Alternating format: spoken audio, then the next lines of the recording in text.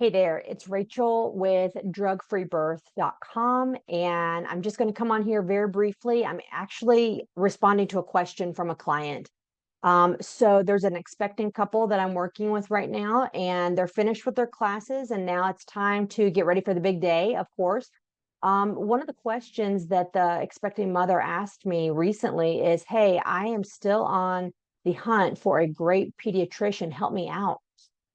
So the of course we want to have all that wrapped up in a bow. We want to have that perfect pediatrician that aligns perfectly with our values and that's convenient, of course, and that's got great bedside and that takes our insurance. Okay, so we want all of that.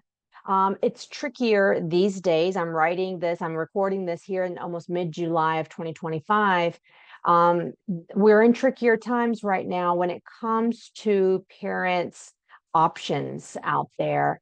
The pressure is immense right now when it comes to, I'd say the whole medical field, but certainly in pediatrics, the pressure is really on to get all of the children that they see, the infants through 18 years of age, all the way caught up with CDC guidelines, especially in those first, say, 5 years of life. Well, some of the parents that I work with, they want to perhaps delay some of these procedures, these recommendations. They want to perhaps maybe take time to ask more questions, um, and have options when it comes to the first 5 years of life and the procedures that are generally recommended by Center for Disease Control. Well, if you just call a pediatrics office and ask them what is their stance on the CDC recommendations, you're going to get a kind of a variety of answers.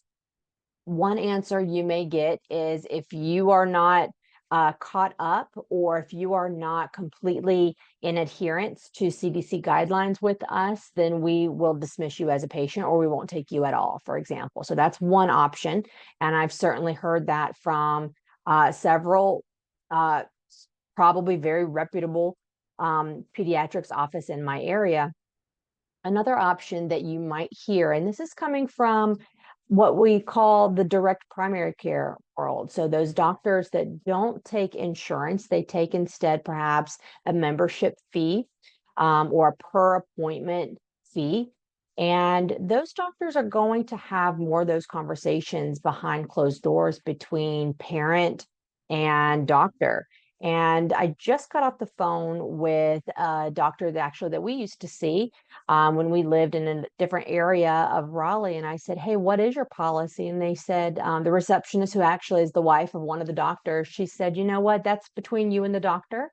And you can talk about that when you are in clinic." And the reason why I like that response is that A, it's not, heck no, we won't, don't even come into our office if you're not, for example, completely caught up on CDC recommended procedures. But also, too, I think that direct primary care model works really well for parents wanting some of those options because the doctor is not answering to the insurance companies and they're not answering to a big hospital system that has lots of different policies coming from different um, organizations and recommendations and guidance. For example, they work for themselves and they work for the patients that they serve. So if I have any recommendations for couples that are looking for the pediatric doctors that hopefully they can have in the entire childhood span for their children, it would be to perhaps start to of course, call and ask about the upfront policies. Okay. And secondly, start to explore some of these direct primary care providers that will offer this space to have the conversations.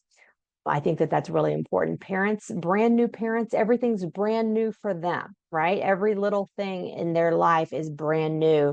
And parents need that time to really understand. And they can't learn it all in 9 months, right? They've got to take time. They've got to have their doctors and their support systems holding their hand while they are reading more on each of the different policies and procedures that will be recommended eventually. And then also too, in my classes, I teach about informed consent and how we've got to ask the questions, no matter if it's a skinned knee or if it's a new medication, or if it is something chronic. We want to make sure that we ask the questions, that we get second opinions when necessary, that we ask for things in writing, we ask for timelines that we might be afforded to make decisions, and then we discuss them at home, of course, among mom and dad, and our support system, and we also discuss it in clinic with our doctors. If you want more information on making informed consent, on working with your children and family in a great advocacy relationship with you and your doctors, reach out to me. I'd love to talk to you more about that. I hope this helps. I will be attaching a list of some direct care providers on my blog, so hopefully you can check that out as well. And let's keep the conversation going. So again, it's Rachel Kincaid with Drug Free Birth, and we'll talk soon. Thank you.